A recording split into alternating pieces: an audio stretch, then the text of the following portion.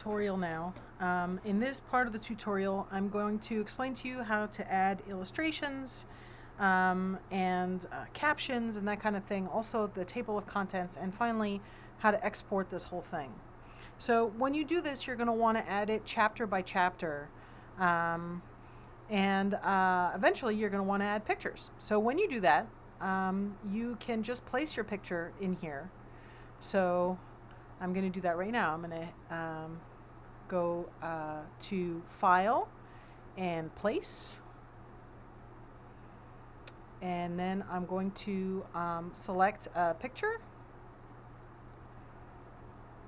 And it should, well, that's weird. Let's try this again.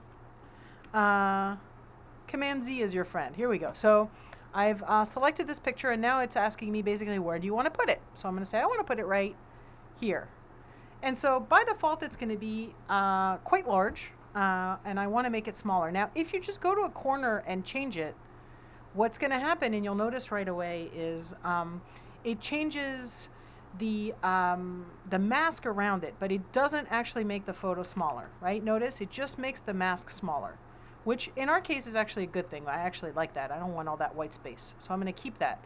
But if you want to make the photo actually smaller, you need to do something else. So if you just want to like frame it better, take out all the extra stuff, you can do that in InDesign, and it's still there, right? It's still hidden there, but you can take out all that extra stuff because you don't need it right now. Okay, so we're going to take that out. But let's say you want to resize the actual picture. I think it's Shift Control. Yeah, Shift Control and then resize. If you just do Shift and do it, it's going to do that. It's going to keep the proportions, but it's just going to change the mask. And if you just do Control, it's going to change the size, but it's not going to keep the proportion. And that's like extra pouty. You don't want that. You don't want a squishy pout. You just want a regular pout. So this is how you resize pictures. Then you can also create the object styles, which is going to tell InDesign how to deal with this object. So if we go into Window and Styles and Object Styles, I'm going to add this over here. Boop. There we go. So notice I have this picture chosen. I'm going to click Object Style and hit plus. Let's just call this illustration style. And then we can figure out how we want our object style to work. So in particular, how do we want our text wrap to work? Do you want it to be wrapped? Oh, let's preview it. Here we go. So now the text is wrapping around the picture, but also we want to add more space around the picture so that it's not crowding the picture quite as much. Can you all see how now there's space around the picture, right? Which is nice. You can also put lines if you want. So if you go into text frame stroke, you can create a line around the picture if you want. You can change the color of the line, of course, if you want one. Generally, I'd say be very conservative with this. I actually prefer no line myself, but you do what you want. You can put in a picture or a line if you want, but just be very, very conservative and make sure to be consistent. But once we've done this, hit OK. So this picture is looking good. I like the way my daughter looks in this one. She's really cute. So now I'm going to add another picture over here on this side. So again, File, Place, and I'm going to choose the gravestone for my faucet that I designed this year. I had a lot of fun doing that. So again, I'm going to resize it, and I'm going to put it in the same location here with the same margins. Right now it's over the text though, so again, all I need to do is assign that object style, and it's doing the text wrap properly, right? And you can tell because now all that extra text, we're going to grab it right here and we're going to put it on the next page. And then if we want this next page to follow the same to follow the same margins and stuff, we're going to go into Pages and apply the A master to this page, right? So this is actually page 6, and then we can move this around so that it follows the margins that we want. And again, take the extra text, move it over here.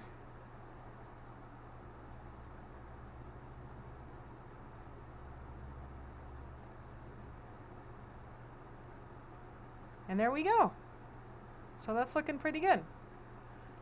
Remember, of course, that I do want captions for the images. I think inDesign allows you to put captions with the image itself, or you can just create a caption style, and then you would just create a text box for that caption style. Put it right here. Put it caption. So illustration 1, Olena pouting.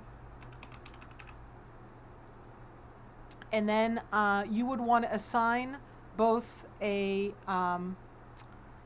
paragraph style and, of course, also an object style to this. So you would want to call this caption. Make sure that it's got text frame, right? So where is it?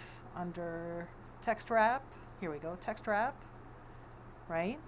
Illustration 1, there we go. We've got some space around it so that it's the same as the image.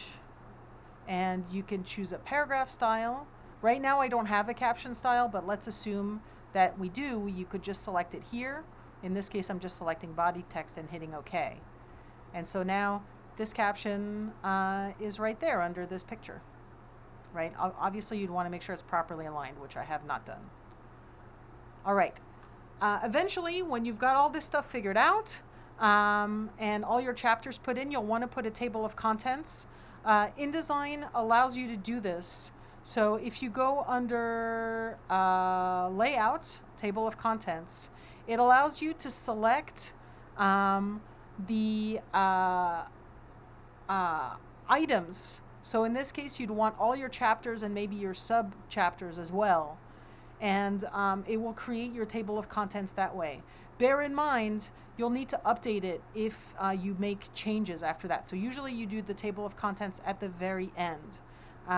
If you have issues with the table of contents, I would also strongly recommend that you go to Google and follow the directions there. I always forget how to do the table of contents, and I always have to go to Google to remind myself. So if you're like me, it's okay. Just go to Google, remind yourself how to do it. Eventually, you're going to save this thing. So report draft 1, we're going to save it in the desktop. Now, if you just save it like this, we're going to quit. If you just save it like this, that's fine. But if you move it, it's not going to remember those pictures. So you should never actually just save it this way. In particular, because the more pictures you add, and you're going to add more and more and more pictures, eventually this is going to become a very big document. Ooh, by the way, when you do that, eventually the pictures are going to start looking blurry and you're going to freak out. Don't freak out. It's because by default, this thing is going to be in what's called normal performance. So eventually, see how it looks kind of blurry right now? This is so that inDesign reacts faster. It's not that the picture is low quality. So when you're checking, make sure to check it as a high quality display, and you can view it as a preview, right, to see what it would actually look like when it's printed. In fact, I would also recommend that you just go ahead and print it and take a look. To make sure that your illustrations are high resolution, but also to not freak out if on the page they don't look high resolution, because sometimes that's just because your display performance is just on typical display. But the point I'm trying to make here is what inDesign does in order to run fast is that it only saves the links to the images. In other words, inDesign says, oh, this image lives over here, and so go look over here to find the image. What it doesn't do is save the image. So let's say you take your InDesign and you move it, or you take your picture and you move it, you put it in a new folder. InDesign will not find it. It'll say, I don't know where this is. I don't know where this picture is. I don't know where this font is. I don't know where this link is. And that is really, really awful when that happens. So to prevent that from happening, what you're going to do is you're going to package your InDesign. So if you go under File, Package, you can package it so that it's going to save all your fonts and all your links, all your images. So we're going to package it, copy fonts, copy linked images, copy all of this stuff, and include a PDF. That's always helpful. So we're going to package it. It's going to say, please don't steal fonts. Obviously, don't steal fonts. There we go. And hit OK. And so now, if you go into this folder, you'll notice it's got the draft itself, but it also has all of the pictures and all of the fonts that you're using. So let's say you change computers or you move anything around. It's okay because everything is in this folder. So I would strongly urge you to, every single time you work on InDesign, save it as a package, then work from the package, then save it as a new package, then work from that package, etc. Because otherwise, I guarantee you, you will either lose a font or lose pictures, and that is very, very stressful. I also want to very strongly urge you to look at illustrations before you place them. Make sure they're high resolution. If they're not high resolution before you place them, they're definitely not going to be high resolution once you do place them. So it is very, very important to have good high resolution images to put into the InDesign. Finally, when you're ready to actually send this to the printers, don't send it to them in InDesign because they're not going to be able to open it. Make sure to send it to them as a high quality PDF. Again, make sure it's high resolution. If it's low resolution, it's going to be super pixelated. All right, so make sure to take a look that it looks right before sending it out to be printed. All right, that's all I've got for InDesign. I want to remind you that there's a very strong community online for InDesign that can help you. So if you have questions, the first thing you should do is to look it up.